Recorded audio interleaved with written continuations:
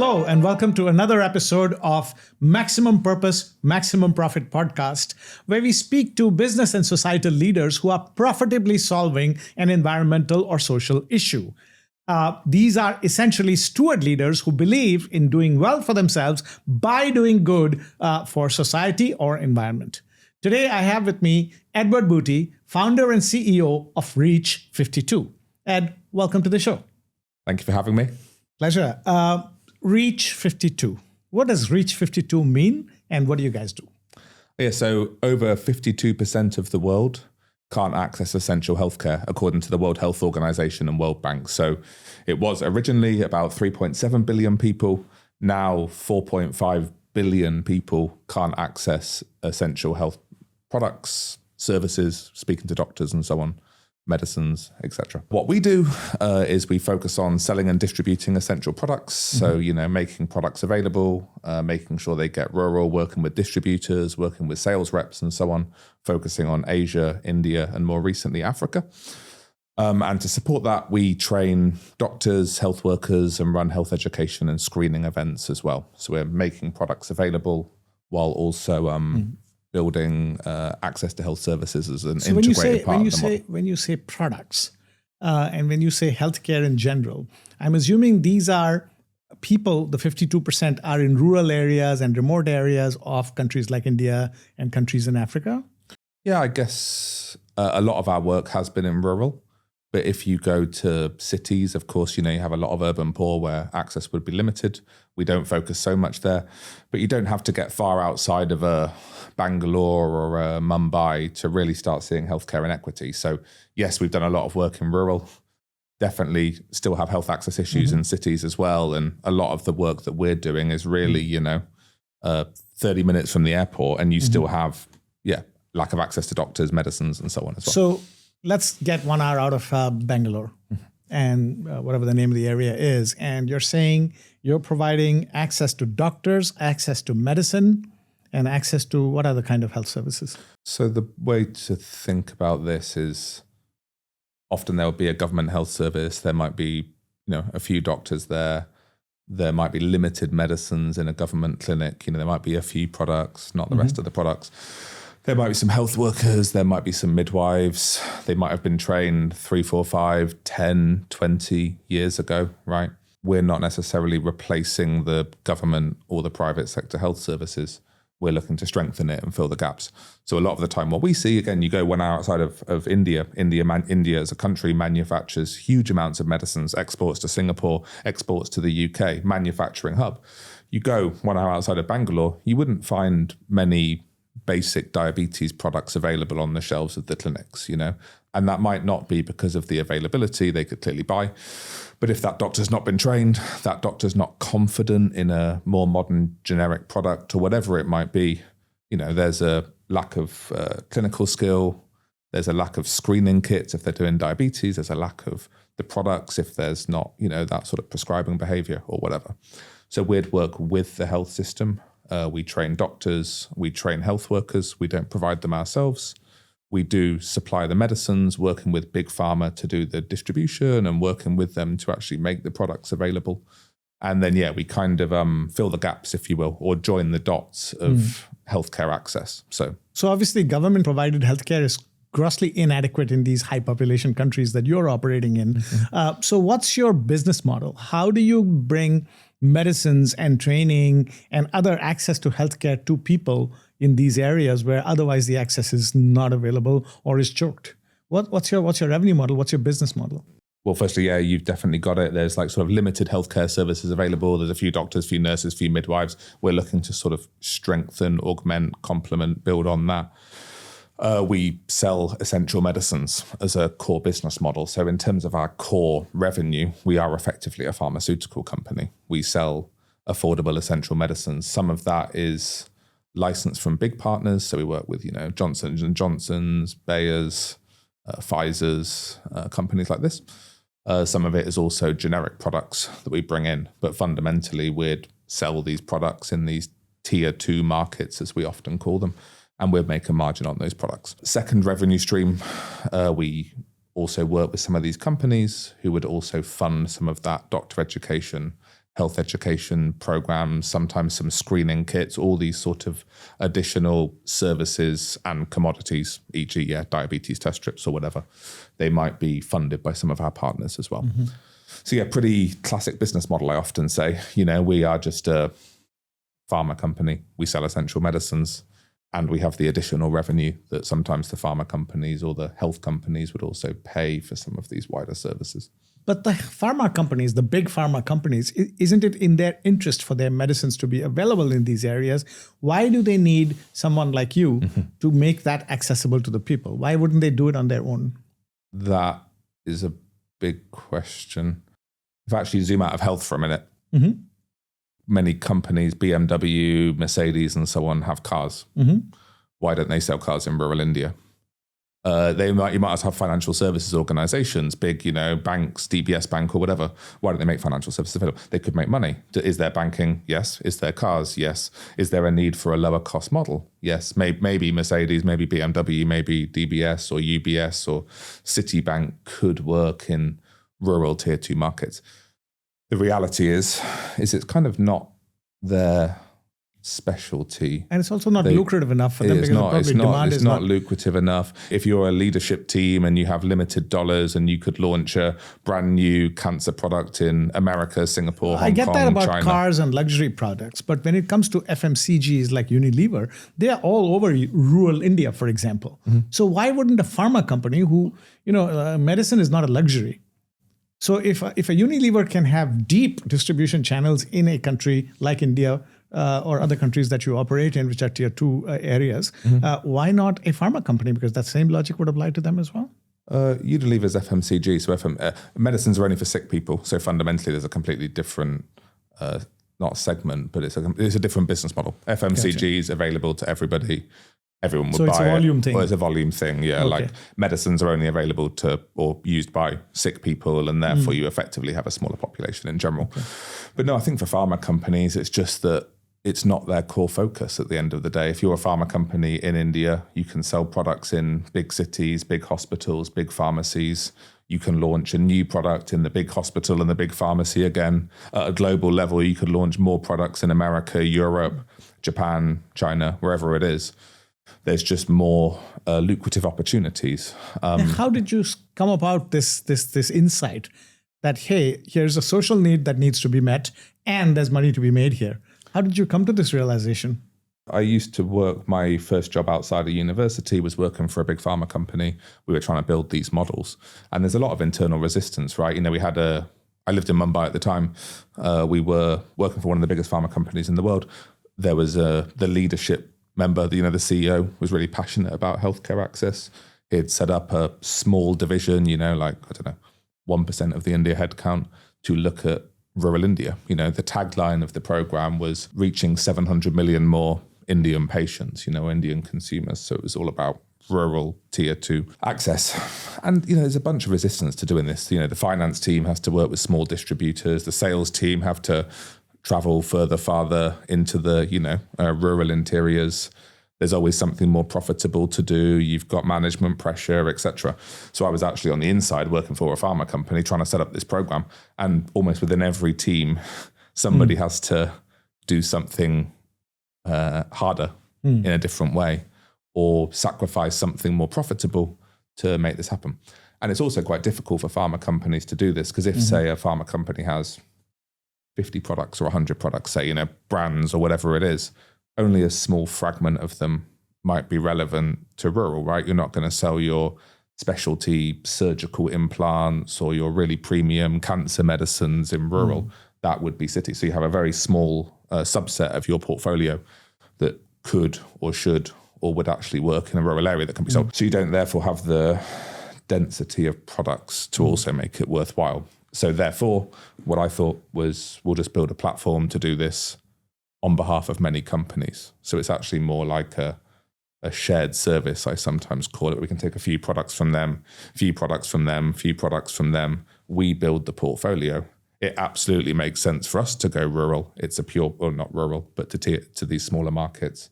We're a pure play organization. We can work with products from many companies, not just, the products that come out of our own research and development, like in big pharma. And then, it was just a question of focus for us. And It's you not that they can't make money. It's not that pharma companies couldn't make money. And if they wanted to do it, I would be happy. I would genuinely... But they were just not interested. Yeah, I would genuinely sit back, and I wish Reach 52 didn't exist. Right. I wish that governments had all they need. I wish that all pharma companies went rural. But in reality, there's distractions and there's other priorities, and therefore we're useful.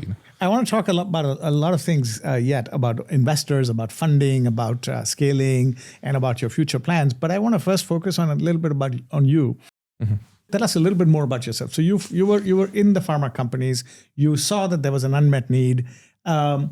What made you decide that that's what you wanted to spend your life on? Yeah, well, no, I'm from the UK, as you can probably hear. Went to university, found it all quite enjoyable, but kind of easy. I didn't find it particularly a challenge. I really wanted to do something a bit different or hard. I was meant to go straight into consulting after university, and give my dad a lot of credit for saying, before you get into the corporate rat race or whatever, spend a bit of time overseas. You're going to have kids, you're going to work for the rest of your life. Just go and do something interesting. So he lent me the money to travel around India, went to sort of 15 states across the country over 6, 7, 8 months. And then, got a bit of a culture shock, I guess, in a positive way, but also saw a lot of people without healthcare access. And I've got various stories about this. I won't go into it too deeply now, but, seeing plastic chairs at the side of the street with just like cardboard signs saying dentist. And to me, it just looked like a torture chamber, It was like these dirty plastic chairs with rusty metal, exaggerating a bit, but rusty metal tools. And coming from the UK, being used to one of the best publicly funded health systems globally, it came across a bit like a torture chamber versus a medical facility. So that kind of stuck with me. Then, didn't want to go back from India, really sort of fell in love with emerging markets, but did business at university. So I wasn't a charity guy.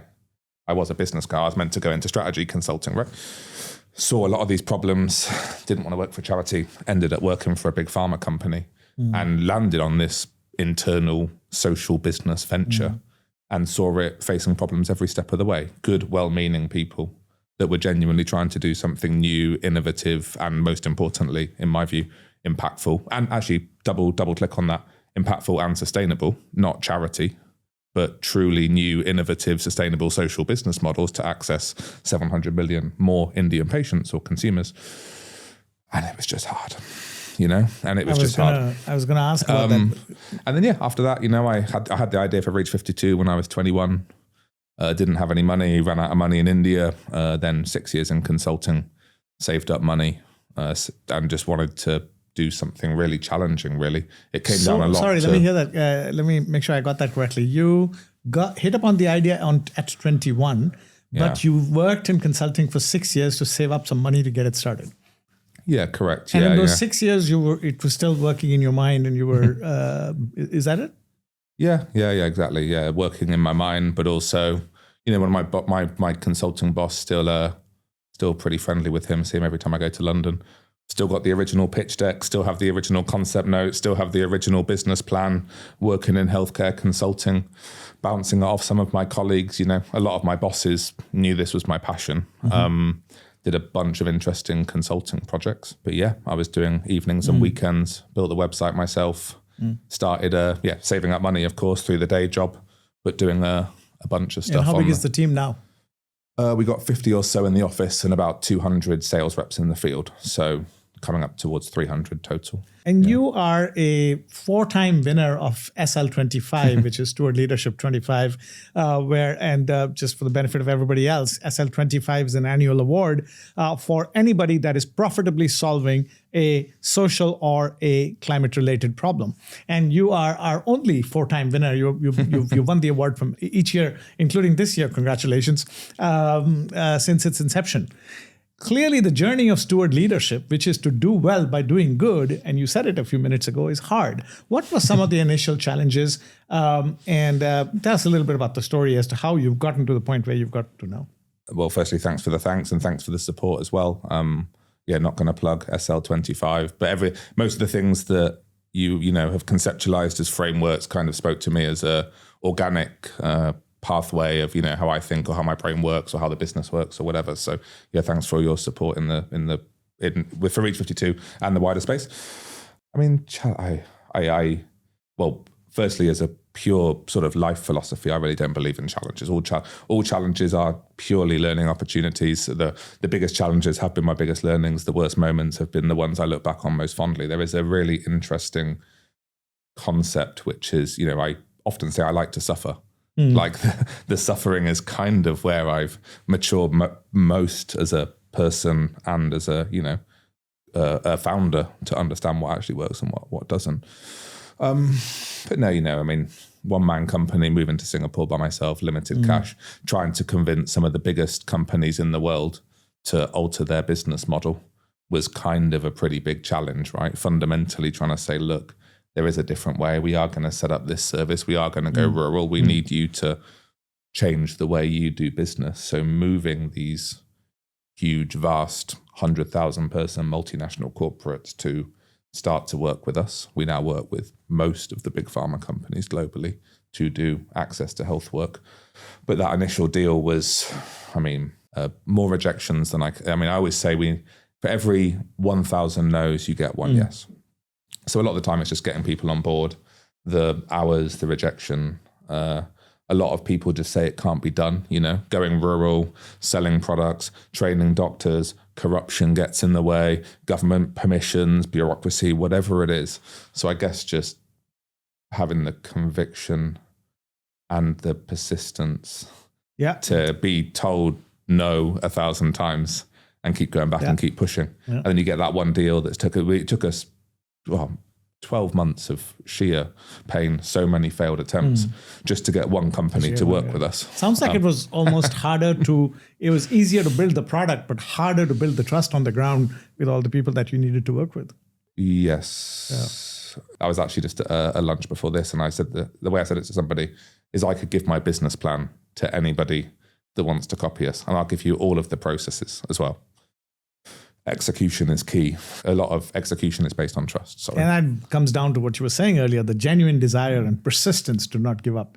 Correct. Yeah. Persistence and building trust with companies, but also building trust with communities and governments and getting all these, health is complex. Even in Singapore and the UK, health is a heavily regulated, complex, and for good reason. I'm absolutely pro this. It needs to be a high quality service. So just doing anything, even in the most mature market in the world, is tough. Adding a sort of social innovation layer to an already complex sector is just, it just requires a lot of determination to get it over, really. Tell me a little bit about funding and size and size of operations now. When you started, what kind of capital did it involve? Then as you started expanding, what's the capital based and what kind of revenue and turnover are you doing at this point? Yeah, so there's like 3 or 4 questions in one there. So, going right back, I've almost like to think I'm going to do it. I'm trying to think how to answer the question. I'll do it chronologically. So whichever way you want. Let's start with the starting. Yeah, so self-seeded it to start life savings, kind of, moved to Singapore. Southeast Asia was our first target market, put my savings from all my, 7 or 8 years of working into the company. I was very determined not to take any grants or philanthropic capital, so sort of suffer to build a business model. And sorry, why is that? Because a lot of socially orientated innovators that take grant capital can't get off it. It's quite addictive. You get lazy on the business model. As soon as you start taking grants, you see a lot of peers of mine, not similar companies, this kind of stuff. You start taking grant capital, you actually don't focus on the harder thing, which is building. So you're saying that rather than going after grant money, you were going after innovation and using that innovation to raise regular capital. Yeah, getting customers and generating revenue. So we didn't raise any money for 3 or 4 years. Self-seeded it. Was really determined not to take any grants. Bootstrapped a lot. Bunch of interns from local universities and whatever. Just really was focusing more on building the product as frugally as possible, generating revenue versus taking grants. We then raised first money in like 2019, 2020. That was with a health tech VC and a large strategic, one of the biggest medicines distributors in Asia. And then a whole mix of people followed. One of the high net worth family offices in Singapore, UK and European, high net worth people and investors. So yeah, and all these investors are regular investors who are looking for returns. Yeah, like they would in any other business. Yeah. Okay. Well, if you can share, what kind of turnover, what kind of volumes do you do now? Yeah, no, happy to share. I mean, I think we were saying this before the podcast started. We've been around for about 8 years. The first 4 years, we did something completely not quite different. We were trying to be a very tech orientated platform. So if you think like speak to a doctor on a tablet, order medicines, we got all that working. So for the first 4 years of our existence, we did a tech heavy solution that didn't really work. Then we had COVID, kind of company nearly went bankrupt then, and all that kind of stuff sort of suffered through that. 2020, 2021. Most of our growth has actually come from the pharma distribution. The tech model didn't work. We evolved into pharma distribution, doing the health events. This is actually a sort of COVID-ish pivot or evolution, if you will. So I always say we're 8 years old, but most of our growth has come in the last 3 years. We did just under 5 million US last year, growing pretty steadily. And where do you see it going from here? What's next? So almost like, so in terms of the core business lines, we're selling and distributing products. We need to expand the footprint, team on the ground, customers, distributors, partners, building that network. And we need to expand the portfolio of products. So working with more manufacturers of medicines, more pharma companies, consumer health companies. We're doing a lot with or more with medical devices and diagnostics, screening kits and so on. So yeah, build the network on the ground, build the portfolio of products. We're really focusing on non-communicable diseases, diabetes, hypertension, stuff like that, as well as maternal, newborn, child health and women's health. So family planning, contraception, screening, HPV screening, this kind of stuff is really important to us. So expand the footprint of sales, marketing, distribution, expand the portfolio of products in 3 main health areas, although that might also grow over time. India's gone really well for us, got pretty much nationwide now and increasingly expanding into Africa. So we've got footprints in about 15 African markets now, but we're actively selling in 6. So we're trying to get distribution partners and team in about 20 African markets by the end of the year. And then just build geographically, basically. So somebody in a tier 2 city in Africa or India where access to basic health services is very thin, how does an end user experience Reach 52? Yeah, so do they even know you guys exist? Yes, they would. Yeah, it's a good question. So normally in healthcare, you go and see a doctor, right? So yeah, a doctor would prescribe a product. So in terms of the medicine sales side, we sell through distributors and the team on the ground to pharmacies and clinics. The second arm of Reach 52 that we call Reach 52 Impact trains the doctors to make them more, competent in their skills. If they were launching a new product, such as a innovative family planning product or a new diagnostic tool, that doctor will need a training course. So we kind of provide that. But then, also through some of our margins and sometimes through business funding from our partners, we do health education and screening events. So we'll actually be out so if you imagine, let's just take diabetes and infant nutrition as a couple of examples, or malnutrition is a better example. We would run events in the community for diabetes awareness, diabetes screening. That would be branded as Reach 52 and often potentially with our partners as well. These are community-based events, working with local health workers, really sort of grassroots education, awareness, screening. Then those patients or residents, I should say, would go and speak to a doctor. They might buy a Reach 52 product, they might not. We would never influence that. That would be absolutely not ethical, legal, compliant. And then, it's the same for any other health area. So if we're also doing infant nutrition, we might be doing a more like malnutrition. We might be doing events for mothers with kids, checking the weight and height of the kids, seeing if there's any like nutritional issues. If they were underweight or potentially stunted, that's a big issue in Indonesia at the moment. Refer them to a doctor. We might have a product or a partner's product available there. There's no obligation to buy Reach 52. You have to make sure there's sort of arm's length disaggregation and compliance.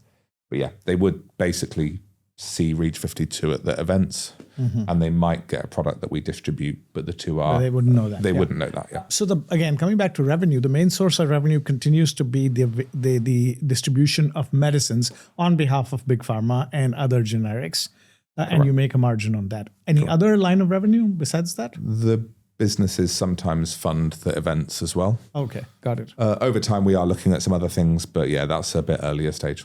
So what does Reach 52 look like 10 years from now? What's your personal aspiration? What would you like to see? I could talk about this for probably an hour. I mean, there's different dimensions of, personal, company goal. For me, I just like really hard problems. I really enjoy, as I say, challenges, new market launches, flying into a country for the first time where health access sucks, knowing that if we are successful, we make these essential medicines available, we build demand for products, we train doctors, we do health education, you can genuinely transform the lives of billions of people. And for me, it's just actually quite fun, launching into Africa. I dream of more and more countries, more and more challenges, a bigger and bigger footprint, becoming a true global player that's genuinely doing good while genuinely improving the lives of, marginalized, low to middle income people. And doing well. And it's hugely, personally satisfying, intellectually stimulating, constant learning, seeing the world. I mean, I don't know how many countries I've been to this year, but I don't know, 20 plus maybe. I love what I do. Really passionate about what I do. Want to just keep doing it, building it. What does the size of the company look like 10 years from now? I could answer this in two ways. So in terms of what we're actually doing as a company, so we're selling the medicines now, doing the health education and screening. We see a bunch of other gaps, for example, affordable health insurance, we could start to integrate that. I love the idea of giving working capital to distributors. Often the distributors are quite small companies. They're going to deliver the medicines out. They need some credit. They need working capital. Providing this kind of financing to actually unstick markets is really important. So in short, we could add different business lines or different components. That's beginning to sound like a super app or extended healthcare ecosystem, if you will. Yeah, and I'm really interested. Is that what you guys are thinking about? Or? Yeah, we're sort of thinking about exactly this. For our health events, we do these health education and screening events. How do we integrate digital tools? How do we integrate more screening devices? We're speaking to a really interesting company with portable ultrasound. How do you bring more innovative medical devices to rural areas? So really having the core of make products available, train the health workforce, engage communities, layering more and more on top of that in more and more markets. In terms of, I don't think too much about 10 years out. Most of my mind is sort of 3 months out and then 5 years out. But 5 years, I think our official goals are get to about 30 million revenue, improve about 50 million lives. We do see this as reasonably conservative. We also have models where it could be $100 million or $70 million of revenue and, significantly more lives improved. But official 5-year goals are 30 million revenue per year and 50 million lives improved per year. In terms 30 million revenue per year and 50 million lives impacted. Yeah, and that could be from accessing an essential medicine or getting a free screening or getting an ultrasound for a pregnant lady. A life improved would just be having that positive health engagement through a different touch point as part, that Reach 52 provides. So clearly, you've been pretty successful in doing what you've been doing so far. There have been challenges, especially the first 4 years, we grant that. And sounds like you're having a lot of fun. If there was one advice for other social entrepreneurs when they want to do well by doing good, what do you think was your number one success factor? There are many things that probably came together, but if you were to attribute one thing that had a disproportionate impact on you being successful, what would that be? And therefore, what advice do you have for other social investors? The most important trait has been grit and resilience, for sure. Resilience, And I think that is driven by, from a social innovator point of view, genuine passion for what you're doing. If I was just doing this for the money, I would have quit a long time ago. If I was just doing this for living in emerging markets, interesting, blah, blah, blah, I would have not been doing this. I mean, this is doing a business in a hard place. You have to be really, really passionate about it, and you have to do it for the right reasons. So it's the passion, it's the intentionality as the number one factor, and then the innovation, the creative resilience that you just mentioned. Yeah, and I think if you're really passionate about what you're doing, then the resilience follows. And the one advice to others who might try to tread the path in other industries and areas. Yeah, I guess with that context in mind, I have this concept I've never talked about this out loud for what it's worth, of like micro success. You have to pick a really big goal. And hypothetically for me, I always say I'm going to spend my life doing Read 52. So I've got 30 years of pain ahead of me, or tough, hard work with lots of setbacks that needs a lot of resilience. I think that is fine. You can deal with it. I can manage it. I enjoy it secretly, etc. But to keep yourself sane, you also have to have what I call micro success. And that is like, I try and pick up a new hobby every year. So like 1 year I learned to sail, 1 year I learned to DJ, like electronic music. So I got really into DJing, really into cooking this year and baking. Just something that you can do on like a daily or weekly basis. That means, like, it's a silly example, but every week, or every couple of weeks, I might get better at baking a loaf of bread, and you can like sort of see that tangible progress. And it's just a nice little break from work, or you go to a DJ class. So I think it's pick a really hard goal, commit to it, suffer, build it, whatever, grit, resilience, etc., etc. Also work out what makes you happy, whether that's sitting on the beach, working out, going for a run, hanging out with your mum, whatever it is, and make sure you make time to do that regularly. And I think picking smaller skills or even side projects, I personally haven't done this, but having something else that you do, mentoring people, I don't know what it is, that gives you that more instant, short-term satisfaction and gratification is really important. And I find that helps, because you can have awful weeks, switch off, do something different, go learn to sail on a Saturday, and it can kind of help give that feeling of progress whilst you're also settling in for quite a long-term, challenge in a way. So while you're very passionate about everything that you're doing for the poor who don't have access, the 52%, it's absolutely okay also to focus on yourself and hobbies and things like that for your own sanity. Yeah. Very good. Work out what you like doing. I've said this to people more like sort of one-on-one mentoring. Work out what you like doing and make sure you keep doing it. Because if you just do something hard. So the why must be very clear. You entered something that was really, really hard, and you knew it wasn't going to be easy. And what's kept you going, one of the things is that you were very clear. This is what I want to do, and this is why I want to do it. It played a big role. Very good. Well, excellent talking to you. And there you have it, my friends. Yet another example of doing well by doing good. Yet another example of great steward leadership, where you want to create a collective better future from day one. And as you heard many times, Ed used the word suffer. And I found that very interesting, and intentionally suffer until you get there. And by suffering, he didn't mean it negatively. What he meant is that, I decided to do this and I knew I was going to suffer, but I was going to suffer until I get it right. That's the intentionality. That's the creative resilience that kept him going. And is it possible to do well by doing good? Ask Edward Booty. Ed, thank you very much. Yeah, thanks so much for having me, and thank you for listening.